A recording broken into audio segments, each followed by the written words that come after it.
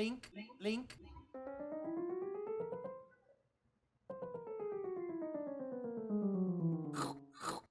Eee.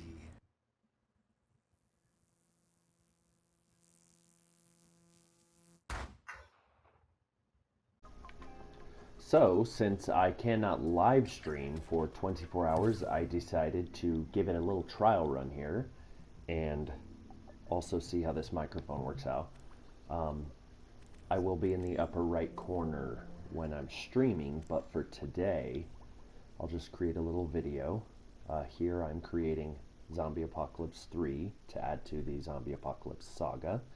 I had to break it down into multiple parts because it was too complex to be singular like the first two. So it's streets and yards. I'm currently working on yards. So we're going to go into edit, and along up here are the basic tools for using dreams. I'm just kind of flying around the level right now. I'm turning on what's called studio lighting, which removes all the lighting effects and shadows to allow you to work in a better lit area or way. Main character starts here. This is built off the previous level called Streets, and I just removed all the detail from the front scene here and moved it over to the back scene, which will be where Yards takes place. Basically building here.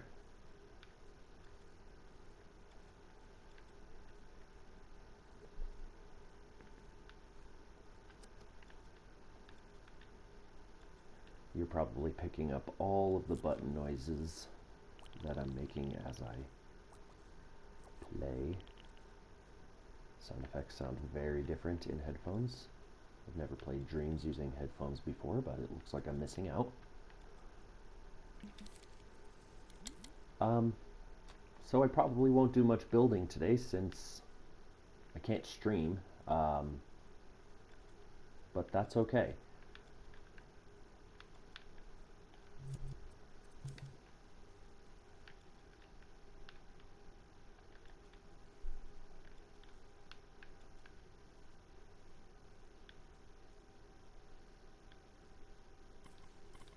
I'm making copies of the fence here that I've made that's broken down, and I'm going to actually use that here, line it up with this fencing, back to studio lighting so I can see what I'm doing.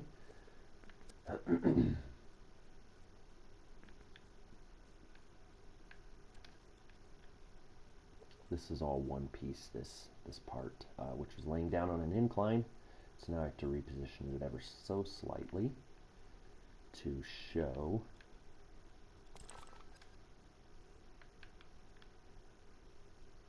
basically showing the downed fence posts here. And then I'm going to make another copy of that and move it over here for exactly the same reason. Down fencing. Turn it around this time though to match this fencing, of course. Increase the size on that. It's important to look at everything from every angle to make sure you have everything you want lined up in the scene.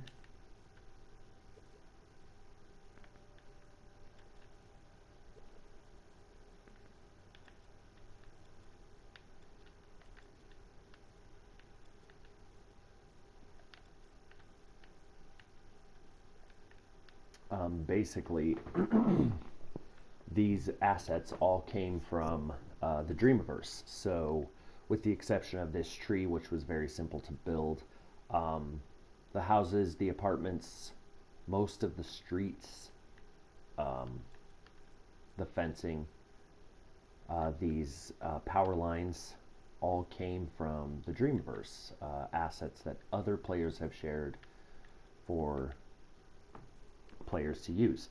The point of Zombie Apocalypse in the beginning, this series that you're seeing here, was actually that when I first got the Dreams beta, I was not permitted access to the Dreamiverse, since I actually did not get a code for the beta, and someone on the Twitterverse was kind enough to share their code with me, because they had actually played the game at E3, having attended the previous year. So I guess that's why I didn't have access to the game itself. I'm sorry, the Dreamiverse, the online functionality.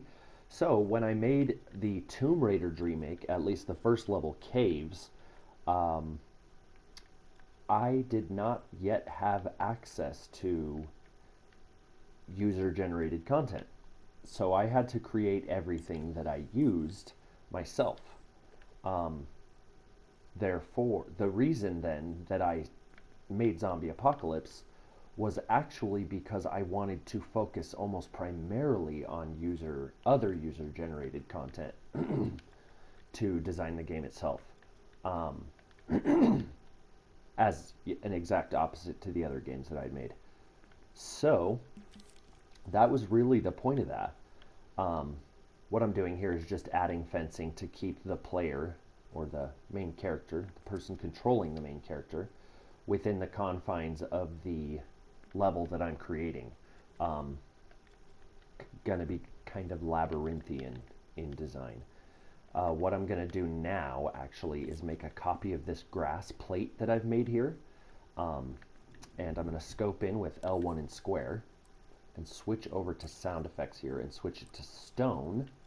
And the reason I'm doing that is because when I'm scoped in also, I'm going to switch this to a more of a gray, stone gray color. And then I'm going to go to the Fleck properties here and remove Impasto, reduce it to 0, so that it no longer, as you can see, the grass fluffs up. That's what Impasto is. See the grass going away and coming back. Whoop, whoop. So I don't want the grass to go away and come back here. I want this to be actually a stone plate. And it still doesn't look a lot like stone. This is going to be the back porch of this little house here. I can't bring it too far up or it'll show through the grass. I could just shrink it down using the directional button down while holding it with R2. But I still don't like the way that looks, so I'm going to change the texture on it by going to modes and then style mode. I'm going to pick a different fleck. Flecks are the small textures you see in the graphics here. Here they're squares. They're really prominent on this back screen door area, which won't show so much in the normal lighting effects. But this is called Baroque, and it makes a nice grass texture, so I like to use it there. It does not make a good stone texture though, so I like to use the hexagon. And what you're going to do is use the tool to apply the fleck. Hold down R2 until it's completely changed to that fleck. And then that gives it a nicer stone look. I'm going to scope in again with L1 and square, and I'm actually going to reduce the shininess.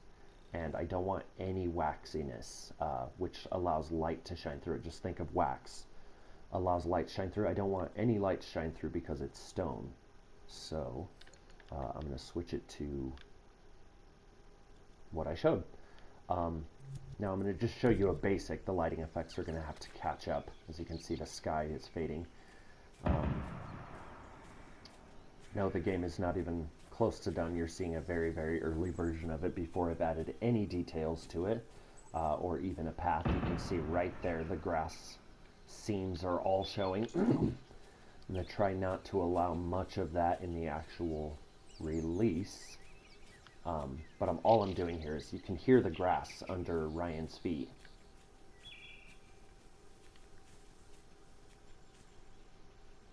And then you can hear that changes to stone when he walks on stone.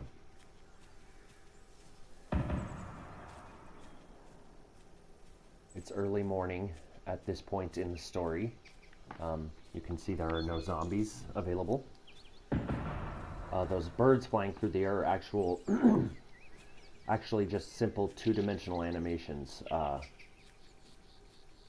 two-frame animations that I have running. I'm going to go ahead and go back to edit mode and click L3 to reset everything to its original place.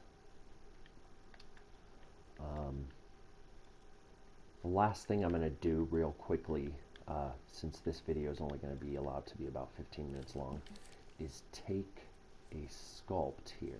I'm just going to go to sculpt mode, and I'm going to do a cylinder. I want it to be on its side. I apologize for all the throat clearing. I believe I'm getting over a small cold. I'm going to do gray. I want some cement look to it. I want the fleck to be that hexagon because, like I said, I like the hexagon fleck for stone, and this is going to be stone. L1 and square allows me to edit the shape that I have here, and I want it to have a hole through it, so I want it to be a little thicker than that. So I'm going to bring that down some. There. I'm going to place that. L1 and triangle to make it a stamp, so I can just stamp the singular shape. And I'm going to increase it a little bit. I'm going to hit L1 and square again and actually hold it and drag backward to change the physical size of the shape.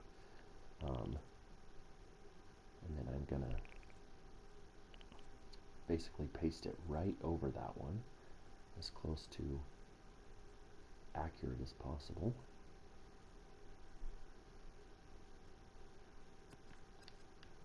And then I can always manipulate it after if I don't like where it landed.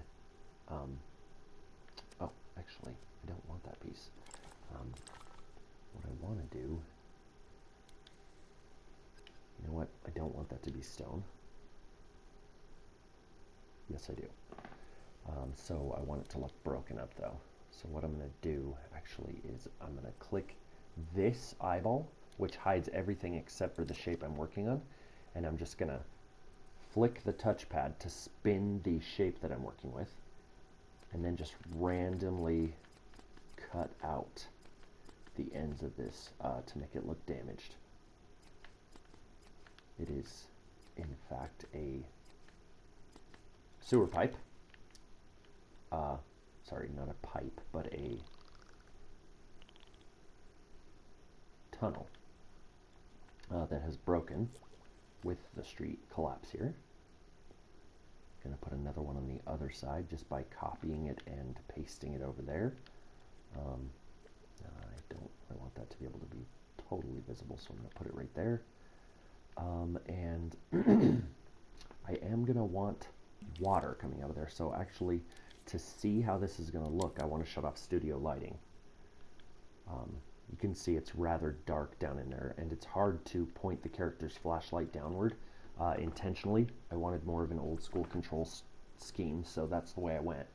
For this, I'm going to do paint, and I don't want to hide everything else because I want to see what I'm painting on. I'm going to do splat simply because it looks like water splatter when water's moving fast. And I'm going to make it white. I'm going to drag here like this. Just dragging this paint fleck until it comes out of there, or where I perceive out of there. Since there are no physics on anything in Dreams unless you apply them. And then I'm going to start coming down, increase the size of the paint scheme. And then there we go. That's basically what I want. And now when I talked about impasto earlier, I'm going to do the same thing here. I'm going to go ahead and increase impasto, which gives the ruffles, or I'm sorry, the paint strokes a three-dimensional look. You can see that. Ruffle here actually twists them about a little bit, as much as you want. I don't see any difference between negative 100% and 0%. But you can see the change here on this end of the spectrum. I am going to increase looseness a little bit, simply because I want a little more thickness to the brush strokes. And now instead of copying and pasting this, you just go to these little sheep here and create I want it to be along a line here. So actually, no, let's do, no, you know what I am going to do, and I'm going to put these two together here. Just copying, pasting the same paint. If I highlight them by holding X and dragging along them, and then I scope in with L1 and square, what it does is bring up a menu that allows me to adjust everything you see that's highlighted. As you can see, glow. I don't actually want any glow, maybe just a little bit, since water does have a very, very white look to it, but I don't want to emit light from that. I don't want the water to emit light. Now what I'm going to do is go over to the animation properties here and increase the speed of this. I'm going to press R3 to turn on play mode. I definitely want it moving faster than that. It's water, so maybe something closer to that. I like that. Water's going to be coming out of the other pipe too, so I'm just going to copy and paste there. Also note that I am not going for realism when it comes to zombie apocalypse. It's very much more a cartoony comic book appearance. I did not want to go for realism at all with it. I do want a shine to this, so I want a finish. You need to turn finish up on paint, and then a shine to it so that it reflects all the light that does end up hitting it. I'm going to do the same thing over here. And it's okay to go waxy with water too, because light obviously shines through it. So let's do that. Metalness also works really well with water because what that does is reflect the sky off of the object. But that's not what I'm going for in this moving water. If it were a water surface or a sheen surface of any kind, then I would definitely say yes. Letting my kitty out. Go. Go outside. Okay. We've got water flowing. No sound comes from anything because nothing is really, I mean, you're making everything. So you just go to search. I'm going to pause this so that the sound effects are not blasting us. And you just type water.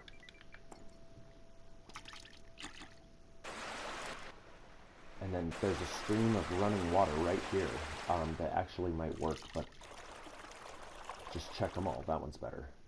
And now I'm going to place this item here. I'm going to scope in, again, L1 and square, and the reason I'm doing that is because I want auto 3D panning on, and I'll show you what that is. When I play, as I move away from the water, or the sound effect goes away.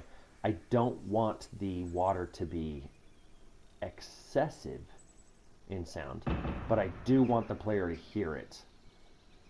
So you just kind of figure out what works best. Reset always with the L3 button, and then R3 again to continue, so that you can get a better idea.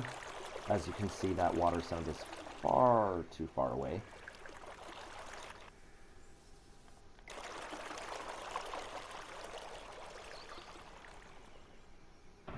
So here's about the breakoff point, 2.4 meters,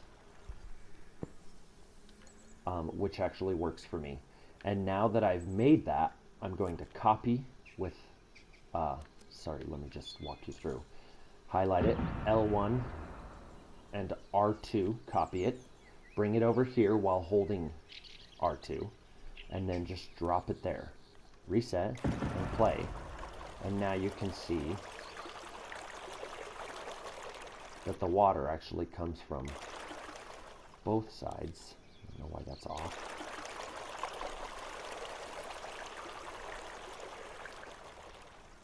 Which is exactly what I wanted. Now, the water is just kind of falling there. Hold on. So this needs to be on loop. or else after it runs, pause it, it needs to be on loop, or after the entire cycle here finishes, gets to the end, it will power off. So I want that to be on loop. That way, the sound is constant, no matter how many times you return to it, right?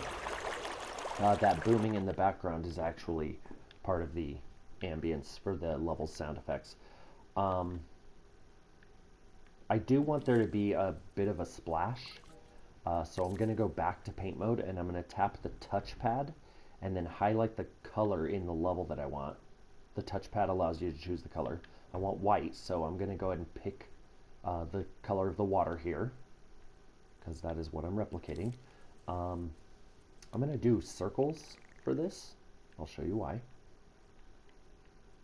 Now I'm just going to draw a straight line and reduce its opaque level by reducing the pressure on the R2 button as I drag upward.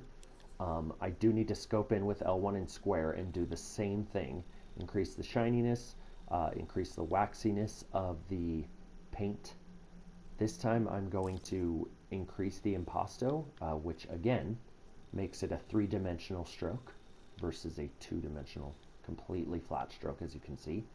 Disappears on the right plane, or almost disappears on the right angle.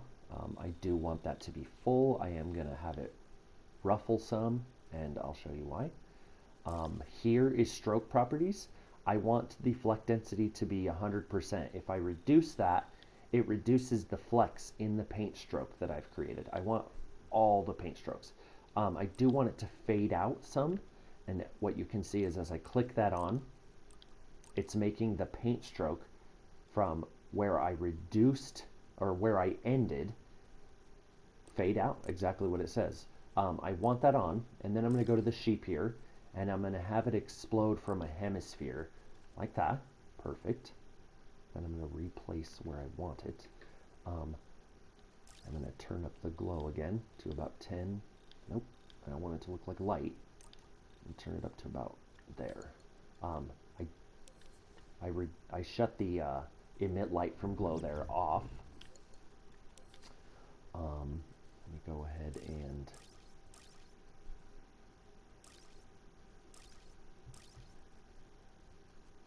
under sheep, under duplicates, scale jitter produces a randomness to the size of the flecks of the paint strokes that it's copying. So as you can see, they're not all the same size now. I know it looks like an explosion at the moment, but you will see why. I'm going to play right now, so it's going to get a little loud because I'm so close to the water. I'll try to back off a little bit. Actually, I'm going to shut that off for the sake of the stream, or for the sake of the video. And then I have it exploding away from the hemisphere. I do want it to loop, but I want it to pulse, and then I'm going to have to massively increase the speed. I want the time offset to be about 100%, which makes it constantly, each stroke move away at a random strokes move away from the hemisphere. So it's more diverse. I don't want there to be much of a trail to this, so I'm gonna want to turn down the animation. Once you've messed with everything and you see what you want to start messing with like things, things like the animation speed and stuff to make it look however you want. I think that works for me actually. No, it's the glow that's driving me crazy. I know you can't really see it, but I like the details to be there even if you can't see them. Just because some people like to stop and smell the roses. Okay, I'm going to turn the stream of running water on again. So I pressed X on both of them, and what that's done is highlight both of the items. I'm going to scope in. You can see both of the detection ranges came up, and I'm just going to power them both back on. I'm doing that, and then I'm going to circle out so that they're no longer highlighted. Otherwise, you'll get into trouble dragging things around later. Just turn the water streams back on. Those might actually be too loud. Turn them down a little bit.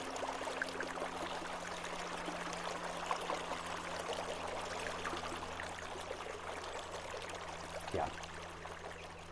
Too loud. Okay.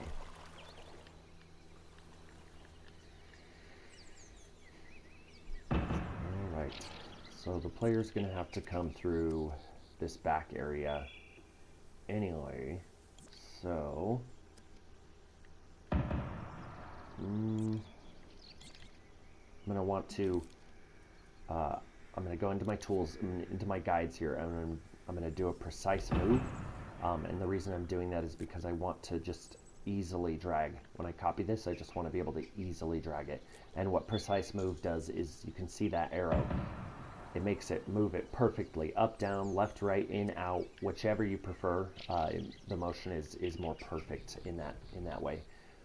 I'm copying fencing here because this is suburbia and there's a billion fences in suburbia.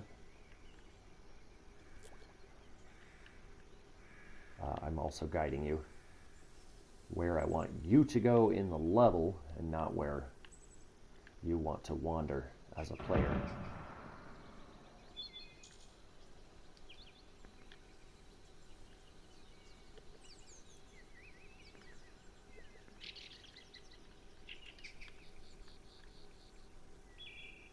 You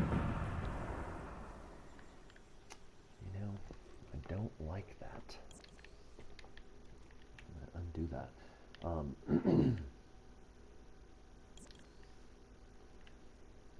There is logic to everything I'm doing, I swear. I've already drawn out the maps and everything for the level physically. Good old concept art. I'm old school like that. So I like to map it out first, so I have a good idea of what I'm building. Increase the size of that. And what I'm doing here, the player's not actually going to be able to get out here. So I'm just making a much larger, lower detail version of the grassy knoll all over the place. The life of a business owner. Sorry, I had to take a call. So I'm going to go back to the back of the yard, and I'm going to switch on studio lighting again.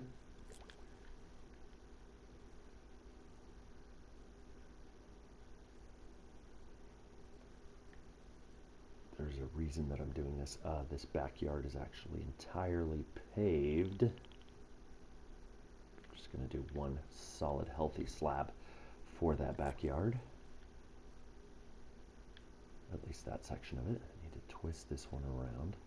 You can either use the touchpad to turn objects while you're holding them, holding with R2, or you can use the L2 button and then the analog sticks. I like the analog sticks for their precision, but I like the touchpad for its convenience. It's just right there. So it's so easy to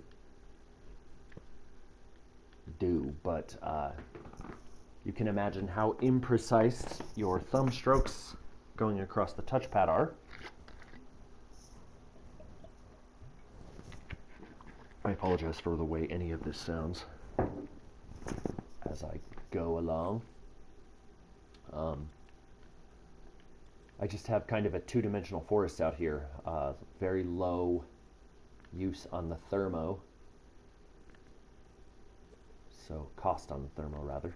The fencing over here is going to drive me crazy because there's that little hole.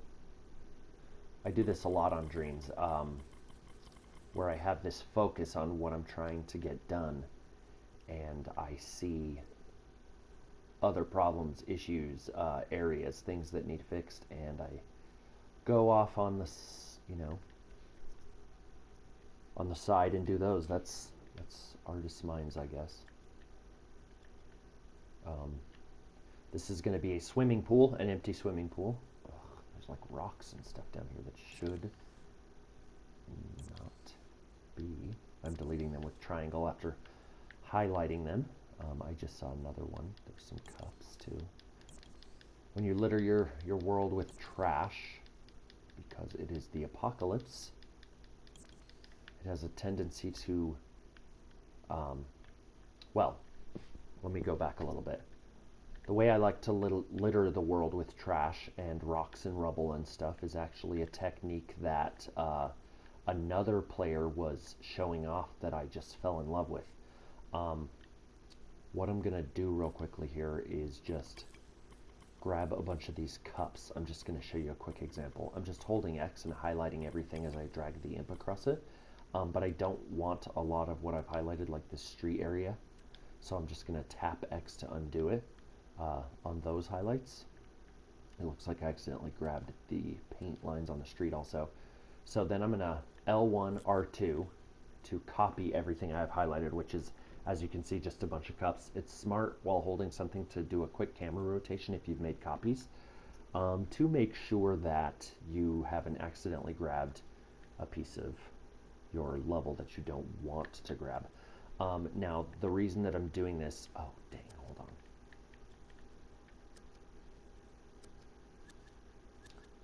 I don't actually want copies of these because they don't need to be back here, as the player will never be able to get back here. It was the previous level portion of the level. Oops, don't want that paint stroke. I'm just going to pick these actual cups up here. I don't want those to be on that side of the road and take up any thermo. So I'm holding them here, as you can see, right? And they're still highlighted there in the sky. What I'm going to do is press play. You can see the play icon up here in the upper right corner if you follow my imp. All these cups are highlighted, so I'm going to scope in with L1 and square, and I'm going to go to physical properties, and I'm actually going to make them collidable, which means they will interact physically with other sculpts, other three-dimensional objects, not two-dimensional objects, and I'm going to just make them movable real quick and let them fall to the earth as they do. Then I'm going to shut off their movability and their glidability because I don't want the player to trip or fumble or get weird on animations as the player walks around these cups. And then I'm going to take and then what that did was just give it more of a natural vibe. The cups fell to the earth as they would physically in reality, so it gives it just more of a real vibe. It works great with environments for rocks and you know, things that fall naturally. I'm going to do the same thing here.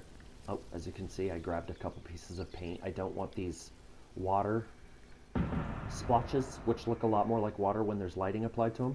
I don't want that paint stroke. I just want the cups right now. So I'm taking, oops, down the road, taking those cups, and I'm doing the same thing again. I'm just holding them with R2, which is always, always, always hold. I'm going to put them somewhere above our level here.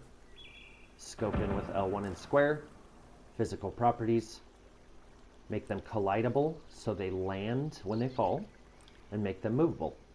Since it's on play, physics will occur automatically. Okay, now they've fallen to the earth. I want to make them not movable and not collidable. And now they have a permanent home where they rest. You have to do something. It's important to note. You have to do something after you drop physical objects. Otherwise, when you begin the level, those physical objects will be wherever you last had them in the scene, which was floating in the sky without physical properties. I think I can just grab everything here. This is a paint stroke. This is just paper trash that I've littered all over the city.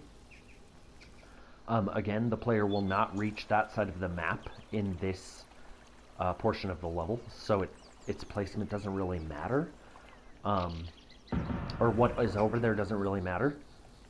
So I'm going to pick up these pieces of paper from this side, where the player will never ever see them. and bring them to this side. It might not actually work because I have destroyed the planet on this side. The Earth is not just a flat piece here. Okay, so that's not going to work. So I'm just going to let it go and tap the left directional button to go back or undo. This side of the level was actually playable in the previous portion, like I was saying earlier. So I'm just taking assets from that side and then putting them over here wherever they will fit, wherever they need to fit, to make this all work, to make this side of the world look inhabited and used. I'm going to take my stop sign here because we have a three-way stop here, which is destroyed by the collapse. I'm going to turn it around at 180 degrees using L2 and the analog stick. And then I'm going to place it there. But I like to make things look disheveled and destroyed in Zombie Apocalypse, so it was actually living right on the edge of the collapse. And it's going to be a little tipsy. Here I created paint strokes for my fencing that from a distance appear basically exactly the same as this. This is a rather detailed fence post here with pieces, chunks broken out and all the parts that hold the fencing together. This, however, is simply some paint strokes. I did this so that the player would still perceive all of the fencing that was there when they were on this end of the level, so that if they at any point turn the camera that way or catch it out of the corner of their eye, that detail still exists, but it's not eating up any of the graphics in the game. I'm going to do the same thing here, so I'm going to go delete, delete, delete, delete, delete, triangle, triangle, triangle, triangle, and I'm just going to copy. I'm going to turn that 90 degrees. I guess if my phone's not ringing, the school burned down, so I should be happy. It just never shuts up. Okay, so back to where we were.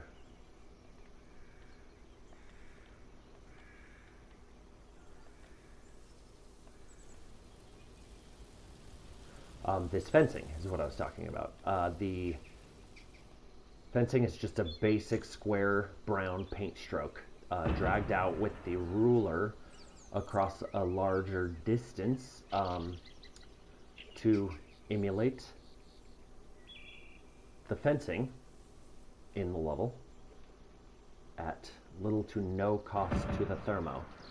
It is important to note that while paint strokes don't really almost ever cost thermo, unless you really start increasing the amount of paint strokes, they will slow the game down frame rate wise when you start to apply them in mass quantity. So I actually am going to a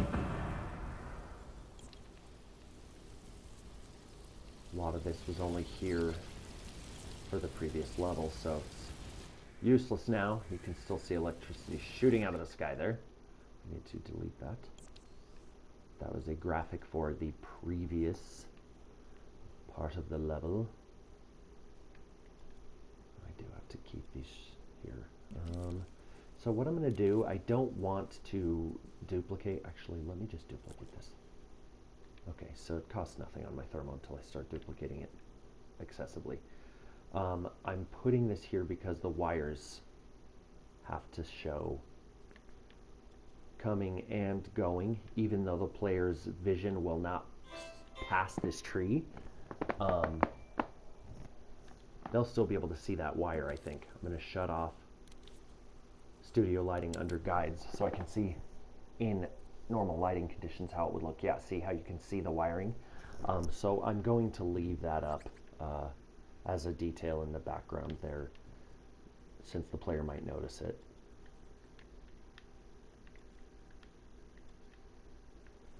So that is basically what I'm going to be doing when I stream Dreams.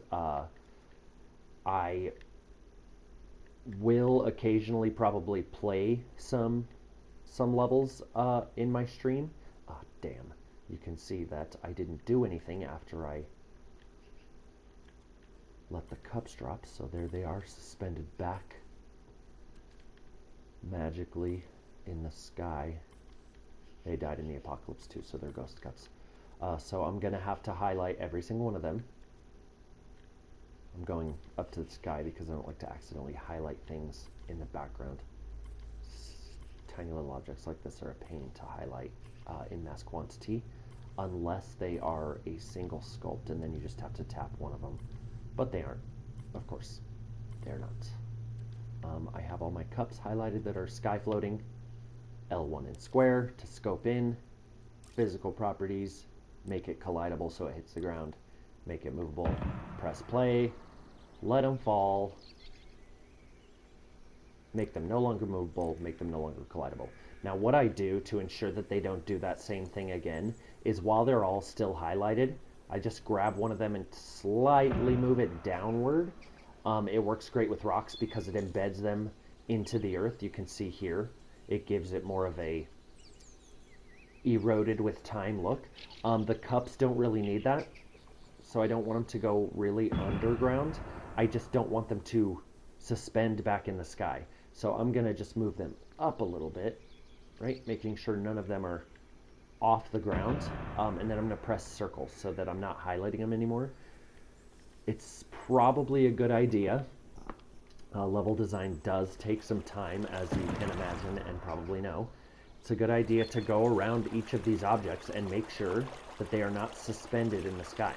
You can see here that these rocks are, or these pieces of earth are, suspended in the sky, and even this paint stroke is kind of suspended in the sky. I can bring that down closer to the ground. These are things that you will notice as you develop levels on Dreams, or at all, probably. As you develop levels, I'm just going to highlight everything. This is taking forever. As you do things on Dreams, you will... Everything's manual, so you will notice as you go that certain things like this need to be... They need extra care, extra attention to make sure that they reach the ground and are not just floating ethereally, defying all gravity. Okay, so reset the level with L3, and I'm just floating around. This is using the analog sticks, moves the camera. I can snag things that I'm highlighting with R1 and move quicker in and out, like that. When I zoom way out like that, you can see how I generated a kind of a constantly rotating skybox of clouds that just move around the level.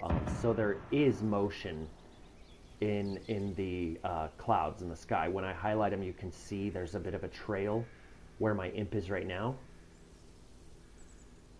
And that shows the trail that I drew to animate the clouds. I also have those birds going in a constant loop around the level. See the trail when I highlight them.